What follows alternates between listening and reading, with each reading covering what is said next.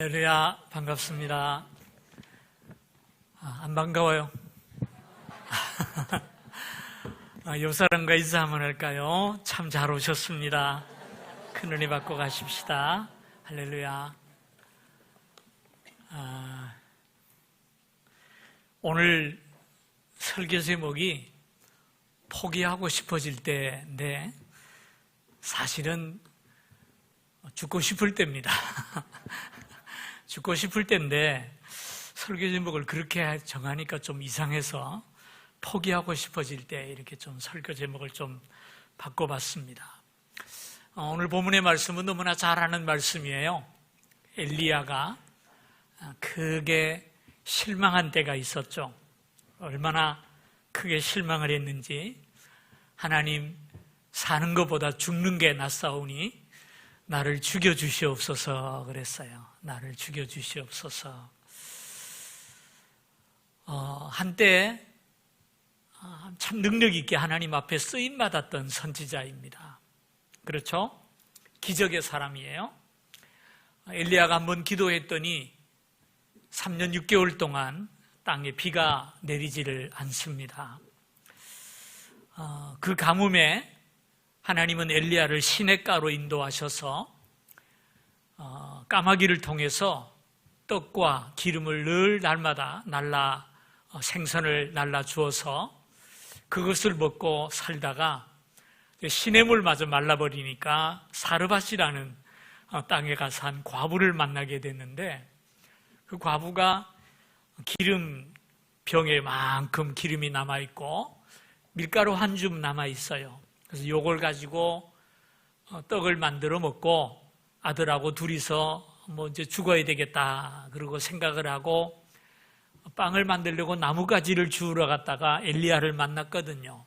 엘리야가 보더니 가지고 있는 게 뭐 있냐, 떡하고 기름 좀 있다 그랬더니 그걸로 빵을 만들어서 가지고 오라는 거예요. 홀랑호자 다 먹어치웁니다. 그러고 나더니 가서 통과 기름병을 보라 가서 보니까 그만큼 기름하고 밀가루하고 또 남아있어요. 그걸 가지고 떡을 만들어 먹는데 가뭄이 끝날 때까지 그 기름과 밀가루가 마르지 아니하고 늘 그만큼 남아있는 그런 기적을 일으켰지 않습니까?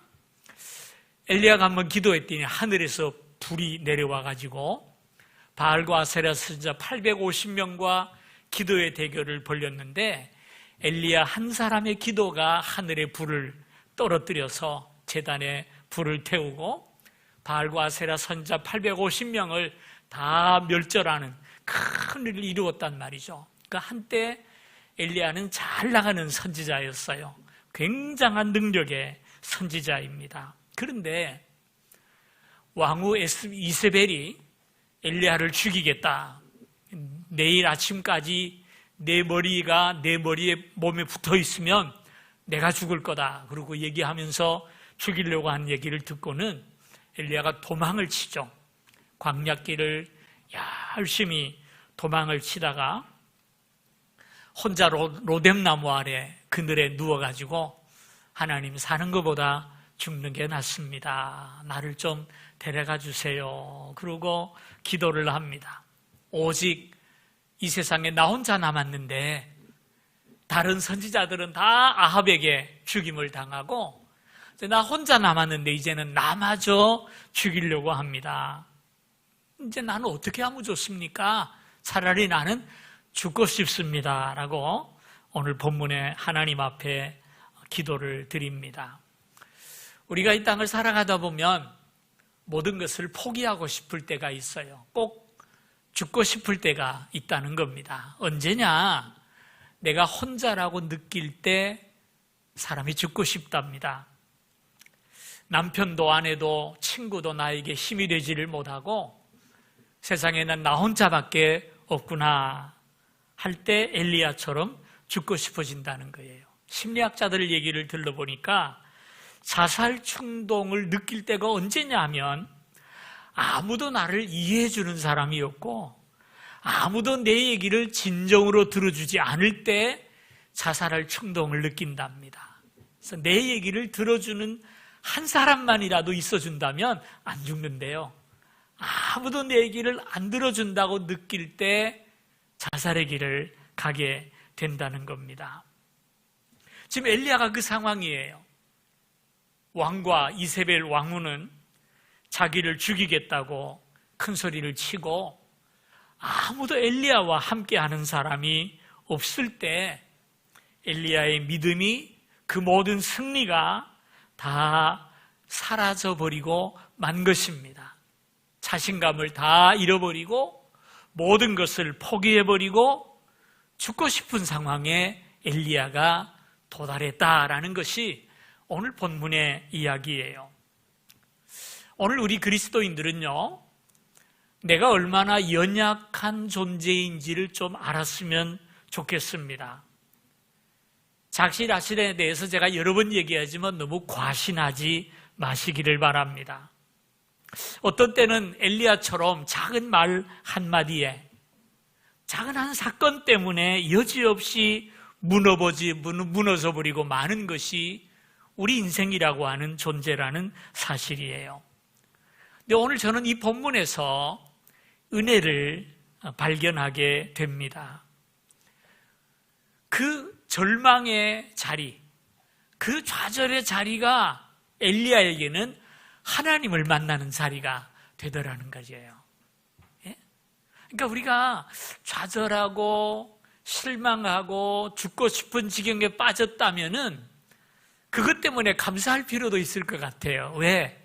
그 시간이야말로 하나님을 만날 수 있는 절호의 기회이기 때문입니다. 엘리야를 보세요. 지금 로뎀 나무 아래 누워가지고 사는 것보다 죽는 게 낫겠습니다. 세상에 나 혼자 남았습니다. 라고 얘기하는 그 자리에 하나님은 찾아오셨고 그를 만나주셨고 그를 회복시켜 주시는 것을 우리가 본문을 통해서 보게 되지 않습니까? 하나님은 엘리야를 찾아오셔서 그를 붙잡아 주셨고 회복시켜 주시고 더 큰 능력의 종으로 그를 사용하시더라는 거예요. 오늘 여러분이 서 있는 자리가 지쳐 있는 자리고 힘을 잃어버린 자리고 포기하고 싶은 자리라면은 오늘 이 밤에 하나님께서 저와 여러분을 찾아오셔서 우리를 회복시켜 주시고 우리를 일으켜 주시기를 주님의 이름으로 축원을 드립니다. 자, 그렇다면 오늘 본문에서 우리가 발견하기를 원하는 것은 하나님께서 어떻게 이 절망에 빠진 엘리야를 다시 일으켜 주시고 사명의 길을 걸어가게 하셨는가라는 거예요. 오늘 실망하고 주저앉은 이 자리에서 일어날 수 있는 길이 어디 있느냐? 이 본문에 있습니다. 하나님이 어떻게 엘리야를 일으켜 주시느냐? 첫째로 하나님께서는 엘리야의 육신의 피로를 풀어주심으로써 엘리야의 회복을 시작하셨습니다. 죽여달라고 땡깡 부리는 엘리야를 하나님께서 어떻게 찾아오십니까? 이놈아 회개해라 그러지 않으셨다니까요. 여러분 5절을 좀 보십시다. 로뎀 나무 아래 누워 자더니 사는 것보다 죽는 게 낫겠습니다. 라고는 자니까 천사가 그를 어루만지며 그에게 이르되 일어나서 먹으라 하는지라 본즉 머리맡에 숯불에 구운 떡과 한 병 물이 있더라. 이에 먹고 마시고 다시 누웠더니 그렇게 말을 했어요. 예? 지금 좌절하고 절망하고 낙심해 있는 엘리야를 하나님이 천사를 보내가지고 재우시고 먹이시고 또 재웁니다. 그죠? 재우시고 먹이고 또 재우세요. 첫 번째로 그에게 잠을 주세요.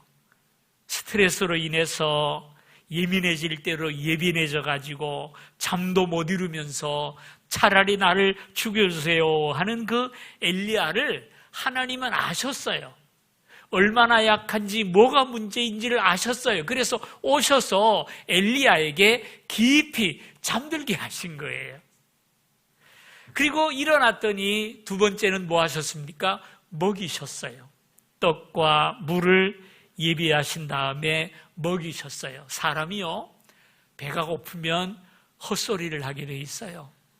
제가 신학교 대학부를 다닐 때 천정웅이라는 교수가 있었어요. 천정웅 교수님. 그분이 이제 체육을 가르쳤어요. 이 목사님이 희한하게 막 요가도 가르쳐주고 그랬는데요, 신학교에서. 그분이 한 번은 시골에 이제 내려갔대요. 부흥회를 하러 내려갔는데 그 마을에 귀신 들린 처녀가 하나 있었다는 거예요. 예? 그래서 막 하루 종일 쭝얼쭝얼하고 돌아다니더래요. 그래서 이렇게 가만 보니까 귀신 들린 게 아니고 배가 고파서 그러더래요. 배가 고파서. 마을 사람들은 귀신 들렸다 그러는데, 그래서 데려다가 잘 먹이고 집에 쌀을 잔뜩 갖다 줬더니 정상으로 돌아오더라는 거예요. 배가 고파가지고 제정신이 아니었던 거예요. 이 배고픈 게 얼마나 중요한지 몰라요. 하나님께서 천사를 보내어서 숯불을 펴놓고 떡을 구워가지고 물과 함께 엘리야를 어루만지면서 일어나 먹어라 라고 얘기하는 거예요. 목회를 하면서 보면 이 경제적인 문제와 영적인 문제는요, 떨어져 있지를 않는 것 같아요. 같이 가지 않나, 그런 생각이 들어요. 배고픈 사람에게 아무리 영적인 이야기를 해보세요. 그게 들어가는가? 안 들리는 거예요. 예? 그래서 하나님께서는 엘리야가 영적으로 위기에 빠져 있을 때 먼저 쉼을 주고 먹을 것을 주었어요. 왜? 하나님은 우리를 만드신 분이에요. 우리 육신이 얼마나 약한지, 어디가 약점인지를 아시는 분이세요. 이 육신이라는 것은 영혼을 담고 있는 그릇 아닙니까? 육신이 깨지면 영혼도 깨지는 거예요. 따로 노는 게 아니에요. 하나더라는 말이에요. 그래서 쓰러진 엘리야를 찾아오신 하나님은 재우시고 먹이시고 어루만지시면서 그 육신을 먼저 위로하시고 세워주시더라는 거예요. 이거 여러분 중요합니다. 육신이 힘을 얻어야 되고, 육신이 배부름을 얻어야 되고, 육신이 평안할 때 내 영도 살 수 있는 길이 열리는 겁니다. 양수리 기도원을 제가 자주 가는데요, 가면은 지금은 돌아가셨습니다만 이중표 목사님을 자주 만났어요. 저 분당 무슨 교회더라? 분당에서 목회하는 교회인데, 목사님인데, 그 별세의 목회를 주장하는 이중표 목사님을 자주 만났는데, 이분이 한 번은 책을 쓸 일이 있어가지고 금요일마다 기도원을 올라오셨다 그래요. 금요일마다 기도원 와가지고 글을 쓰는데, 금요일날 오면은 금요일날 오는 목사님이 두 분이 더 있었대요. 꼭 같이 오는 목사님이, 젊은 목사님 두 분이 있는데, 재밌는 것이 저녁을 먹고 나면 한 목사님은 성경책을 들고 방석 하나 들고는 산에 올라가가지고 안 내려오더래요.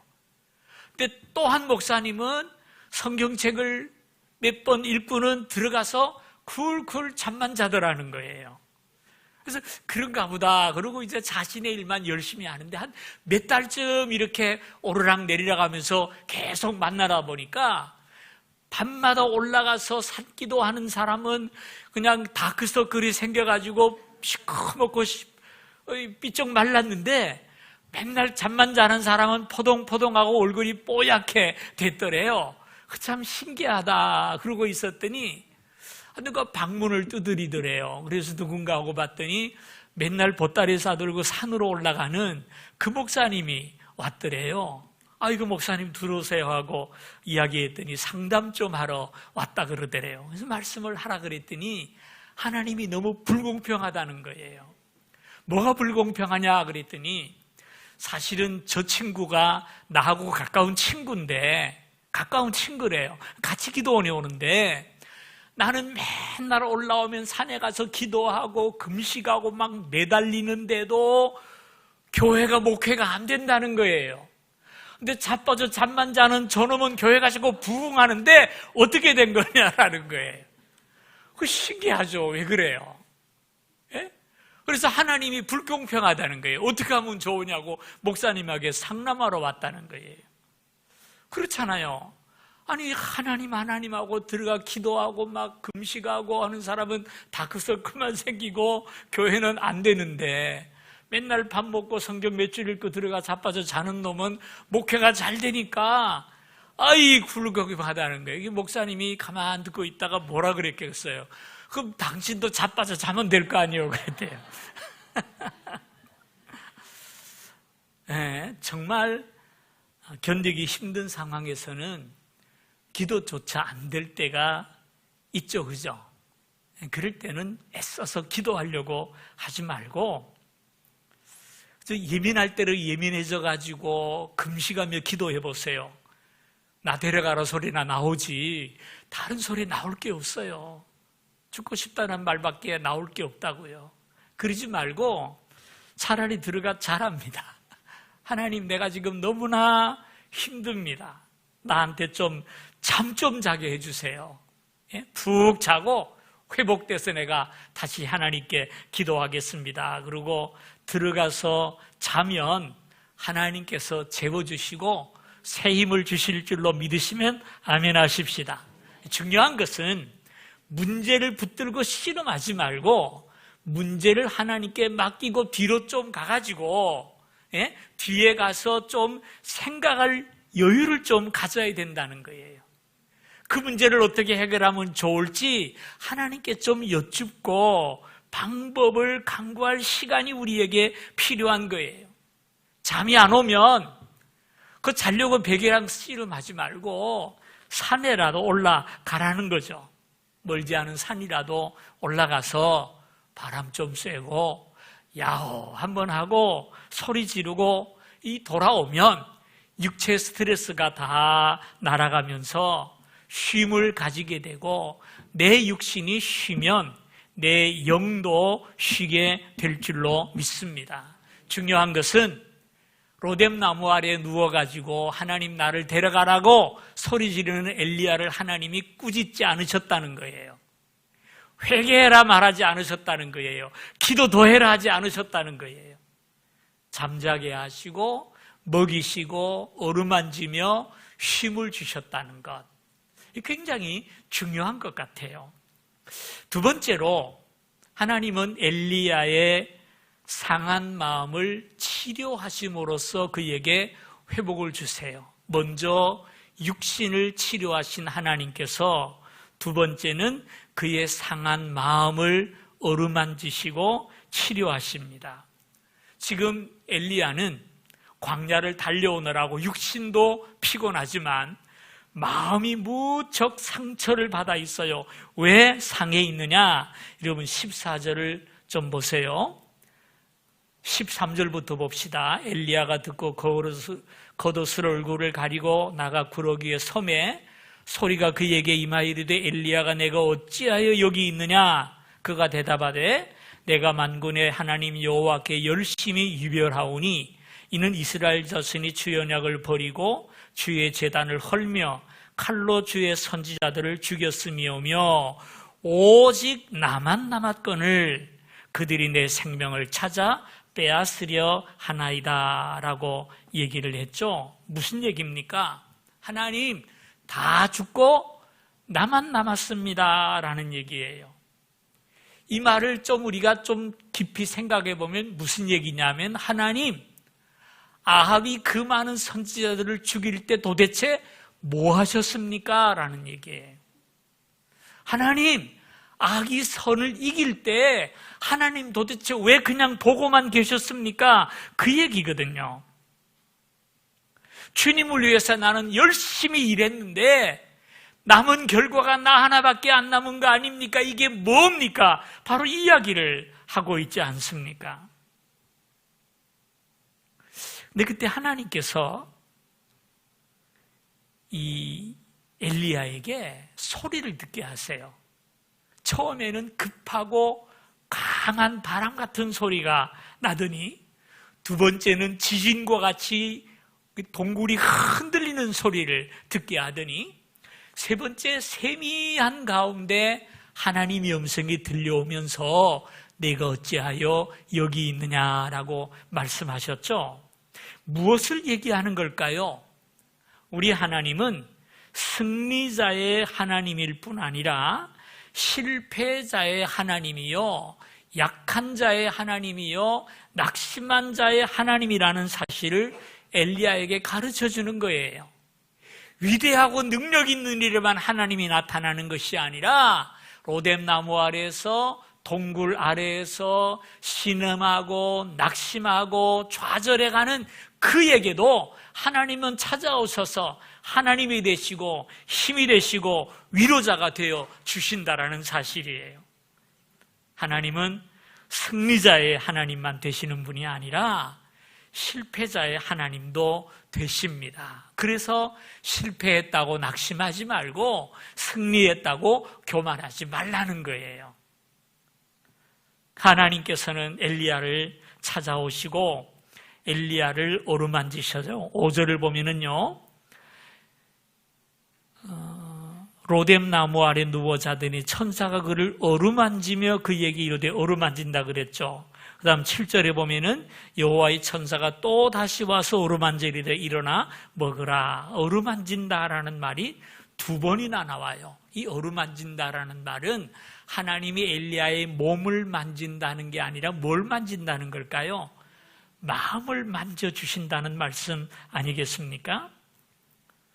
엘리야가 로뎀나무 아래에서 죽여달라고 할 때 하나님은 찾아오셔서 그 상한 마음을 어루만져 주시면서 치료해 주세요. 그리고 그를 모세가 머물렀던 호렙산으로 인도하시는 모습을 보게 됩니다. 이 어루만진다라는 말이 뭘까요? 하나님께서 우리 마음을 어떻게 어루만질까요? 손으로 우물쩍우물쩍 한다는 얘기는 아니리라고 생각을 해요. 그에게 조용히 말씀하시죠. 엘리야야, 많이 힘들지. 내가 너를 잘 알고 있어. 네가 지금 무슨 생각을 하는지, 어떤 마음을 가지고 있는지 내가 알고 있어. 내가 너를 지금도 사랑하고 있단다라는 말씀 아니겠습니까? 두려워하지 말라. 내가 너와 함께하리라. 놀라지 말라. 나는 내 하나님이 됨이니라. 내가 너를 도와주리라. 내가 너를 굳세게 하리라. 참으로 나의 의로운 오른손으로 너를 붙들리라. 하나님께서 말씀으로 엘리야를 어루만지시고 그 상처를 치료하신 줄 믿습니다. 이 은혜를 경험하기를 원합니까? 중요한 것은 하나님 앞에 나아가 앉아야 합니다. 이건 내가 하는 게 아니고 하나님이 하시는 일이에요. 그렇기 때문에 이건 땡깡 부린다고 되는 것도 아니고 매달린다고 되는 것도 아니고 하나님께서 하시는 일이기 때문에 하나님 앞에 나가 앉아서 기다려야 돼요. 근데 우리가 너무 바빠가지고 하나님 앞에 나가 앉아 있을 시간이 없어. 그게 문제예요. 그게 문제예요.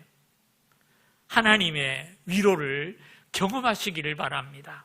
고난의 자리, 지쳐서 쓰러진 자리에 하나님을 찾아 엎드리면 하나님께서 만져주시고 치료하십니다. 남편도 신랑도 친구도 위로할 수 없을 때 하나님을 향해 손을 뻗고 기도하면 하나님께서 오셔서 우리 마음을 어루만지시고 우리를 치료해 주실 줄로 믿습니다. 이 위로가 없이는 우리가 당하는 고난과 이 세상의 유혹을 우리가 이길 수 없는 거예요. 그만큼 우리는 약한 존재들입니다. 그러므로 새벽이든 밤이든 상처가 있으면 하나님 앞에 나와 앉으세요. 엎드리세요. 주님, 제가 이렇게 힘듭니다. 주님, 내가 이래서 낙심이 됩니다. 어찌하면 좋습니까? 하나님 앞에 매달려 앉아 있으면요, 하나님께서 분명히 오셔서 어루만져 주시고 치료해 주실 줄 믿습니다. 이 밤에 주님 앞에 엎드려 기도함으로써 하나님의 만져주심이 함께하기를 주님의 이름으로 축원을 드립니다.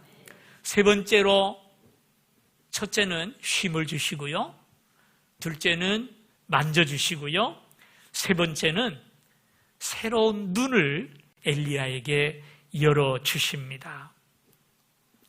아까 13절에 보면 엘리야가 내가 어찌하여 여기 있느냐 하나님께서 말씀했죠. 왜 여기 있느냐 그랬더니 14절에 보니까 내가 하나님 앞에 열심히 유별나게 열심을 냈는데 왜 이걸 몰라주고 하나님 나만 남겨놨습니까? 나 혼밖에 안 남았습니다. 나도 죽게 됐습니다. 그러고 지금 있잖아요. 왜 이렇게 됐죠? 14절을 여러분 다시 한번 보면은요, 여기 나가 몇 번 나오는지 아세요? 내가 만군의 여호와께 열심히 유별하오니 이는 주의 이스라엘 자손이 주의 언약을 버리고 주의 잔을 칼로 헐며 주의 선자들을 죽였으며 오직 나만 남았거늘 그들이 내 생명을 찾아 빼앗으려 하나이다. 3번 나와요. 3번. 나 무슨 얘기입니까? 엘리야의 낙심의 이유가 여기 나와요. 그 이유가 뭔지 압니까? 내가 문제예요. 내가. 낙심의 이유가 뭐냐? 이제까지 하나님의 사명을 위해 살긴 살았는데 자기 힘으로 다 했다고 생각하는 거예요. 하나님은 안중에도 없고 내 힘과 내 지혜로 자기에게만 관심을 가지고 열심히 뛰어다녔어요. 근데 하나님은 남의 속도 모르고 다른 선지자 다 죽게 만들고 나마저 지금 죽이려고 하고 있단 말이에요. 그래서 나만 남았습니다. 나도 데려가십시오. 지금 그 얘기거든요. 이게 엘리야가 낙심한 이유예요. 근데 하나님께서는 뭐라 그러는지 아십니까? 14절에 18절에 보세요. 그러나 내가 이스라엘 가운데 7,000명을 남기리니 다 바알에게 무릎을 꿇지 아니하고 다 바알에게 입맞추지 아니한 자니라 그랬어요. 하나님의 대답이 뭡니까? 너만 남은 게 아니다. 너 외에도 7,000명이 지금 남아있다는 겁니다. 뭐 하려고? 하나님의 뜻을 이루려고. 이 말은 좀 뒤집어 놓고 그러면 야 이놈아 너 아니라도 할 사람 많다는 얘기예요. 너 아니라도 할 사람 많아. 네가 다 한 것 같으냐? 책망입니다. 책망. 너 혼자 다 하는 줄 아는데 너 말고도 7,000명이 남아있다. 엘리야는 자기 쓰러지면 하나님 너 끝난다고 생각해요. 근데 하나님은 아니래요. 7,000명 남아있다. 하나님의 역사는 절대로 실패하지 않는다는 겁니다. 엘리야는 자기가 다 하는 줄 알았는데 자기 힘으로 애쓰다가 안 되니까 자빠졌는데 하나님은 아니야. 너 아니라도 돼. 너 말고도 많이 남아있어. 그리고 하나님께서는 엘리야에게 새로운 사명을 주세요. 그 사명이 뭔지 맙니까? 그 다음 말씀 읽어보면은 두 나라의 왕을 세워라 그래요. 두 나라의 왕을 세워라. 두 나라의 왕을 세워라 말씀하고 또 하나 7,000명과 함께 이 땅을 지키고 너의 후계자 엘리사를 세워라 라고 새로운 사명을 주십니다. 하나님은 다시 말해서 엘리야의 시야를 넓혀주시는 거예요. 지금 당장 눈앞에 사느냐 죽느냐 생존의 문제가 지금 급박한데 하나님은 엘리야에게 그것만 보지 말고 눈을 좀 크게 떠라. 7,000명 아직 남아있고 할 일이 많다. 두 나라의 왕도 네가 세워야 되고 엘리사의 후계자도 네가 지금 세워야 한다. 그래서 이 근시안적인 틀을 떠나서 원시로 땅끝을 바라보게 하시는 것이 하나님의 지금 계획이라는 말이에요. 여러분 우리가 낙심하면요 신기하게 마음이 점점 좁아져요. 마음이 점점 좁아지면 내 앞에 있는 요만한 일도 이따만하게 보여요. 크게 보여요. 예? 호들갑을 떨게 된다는 그 말이 있잖아요. 예? 사실 그래요. 성경을 봐도 그래요. 성경을. 지금 엘리야가 그러잖아요. 다 죽고 나만 남았대요. 아니거든요. 7,000명 아직 남아있거든요. 근데 엘리야는 다 죽고 나만 남았대요. 예? 이 베드로를 보세요. 다 주를 버릴지라도 나는 주님을 버리지 않겠습니다. 그렇게 제일 먼저 버리잖아요. 이 사람이 장담할 게 없고 큰 소리 칠 게 없고요. 전부 이렇게 과대망상을 좀 버려야 돼요. 저밖에 없는 줄 아는데 아니요, 7,000명이나 있다는 것 아니겠습니까? 여러분, 지금까지 여러분 누구 힘으로 살아오셨어요? 무슨 힘으로 나에게 맡겨주신 가정과 사업과 자식과 직장을 감당하며 살아오셨습니까? 내 힘입니까? 주님의 힘입니까? 오늘까지 결제일거를 목회해 온 게 내 힘일까요? 주님의 힘일까요? 저는 내 힘이라고 생각하지 않아요. 정말 주님께서 하세요. 어려운 일이 있고 급한 일이 생길 때요, 하나님을 기억하세요. 하나님 살아계시지. 하나님 아시지요. 나는 요새 부르는 복음성가 가운데 나는 아무것도 아닙니다. 나는 아무것도 모릅니다. 나 그 찬송 너무 좋아요. 너무 좋아. 꼭 내 얘기하는 것 같아. 난 정말 아무것도 몰라요. 아무 능력도 없어요. 그래서 하나님께 맡겨요. 하나님 해결해 주세요. 하나님께서 해결해 주시지 않겠어요? 해결해 주시더라고요. 하나님 바라보시자고요. 주님을 바라보시자고요. 여러분 자녀 여러분이 키웠어요? 나는 내가 안 키웠어요. 내 생각대로 안 되더라고. 애들은 정말 내 생각대로 안 돼요. 내 마음대로 안 돼요. 지가 컸지 하나님께서 키우셨지 내가 키운 거 아니에요. 지금 건강하니까 내가 잘나서 건강한 줄 아세요? 아니요. 하나님께서 건강 주신 줄로 믿으시기를 바랍니다. 지치고 피곤하고 다 포기하고 싶으십니까? 왜 그런 마음이 들어올까요? 내 힘으로 하려니까 지치는 거예요. 내가 산다고 생각하니까 주저앉고 싶을 때가 올 수밖에 없는 겁니다. 여러분, 소명의식을 새롭게 하시기를 바랍니다. 내가 지치는 이유, 내가 포기하는 이유, 그것은 내가 해야 된다고 생각하기 때문이에요. 오늘 밤에 그것조차 하나님에 맡기는 여러분과 제가 되시기를 주님의 이름으로 축원을 드립니다. 우리 그리스도인의 힘은 하나님께로부터 오는 거예요. 전능하신 주께서 우리를 붙들 때 그 일을 감당할 수 있는 것이지 내가 하는 거 아니에요. 하나님의 다스림을 내 인생에게 인정하고요. 우리 주님께서 나를 회복시키시고 나를 일으켜 주시고 나를 어루만지셔서 하나님 다시 일어나기를 원합니다. 다시 주님을 의지하여 주님과 함께 다름질하기를 원합니다. 오늘 밤에 여러분 하나님 앞에 매달리시고 주님의 어루만지심, 주님의 치유를 경험하는 밤이 되기를 주님의 이름으로 축원을 드립니다. 우리 찬양 한번 하십시다. 내 힘으로는 쓰러질 수밖에 없지만 예수님의 이름으로 일어날 수 있습니다.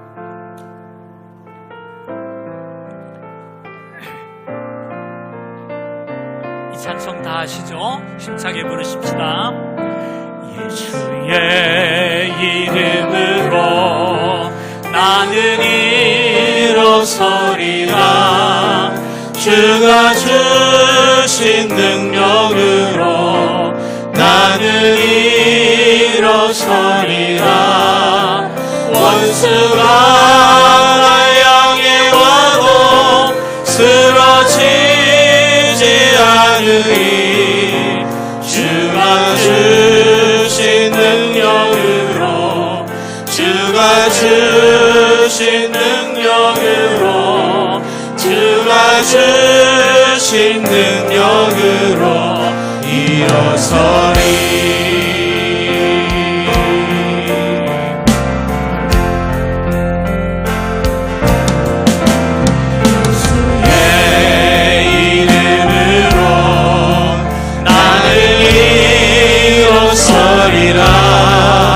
주가 주신 능력으로 나는 일어서리라. 원수가 날 향해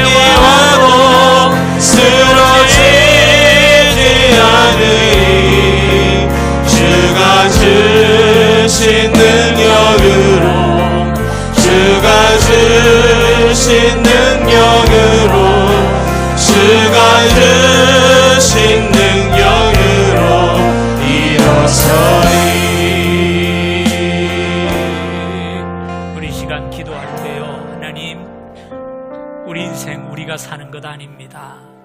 내 힘으로 사는 것 아니고요. 하나님의 은혜로 사는 것이 우리의 삶인 줄로 믿으시기를 바랍니다. 지쳤습니까? 주저앉고 싶습니까? 이유는 나에게 있어요. 하나님은 변하지 않으십니다. 하나님, 내 힘으로 살다가 힘이 다 빠졌습니다. 이 시간 주님을 바라봅니다. 낙심한 우리의 심령을 주님 치료하여 주시기를 원합니다. 일으켜 주시기를 원합니다. 주님을 의지하며 살겠습니다. 예수 이름으로 다시 일어서기를 원합니다. 주의 능력으로 일어나기를 원합니다. 주여 나를 붙들어 주시옵소서.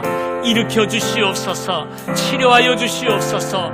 용기를 주시옵소서. 주님 손 붙잡고 나아갈 때 승리가 있을 줄로 믿습니다. 주님이 함께 하시면 능치 못함이 없을 줄로 믿습니다. 내 사정 주님 아시지요? 주여 이 문제를 해결하여 주시옵소서. 우리의 마음을 치료하시고 새 힘을 알아가여 주시옵소서. 주여 한번 외치고 하나님 앞에 간절한 마음으로 기도합니다.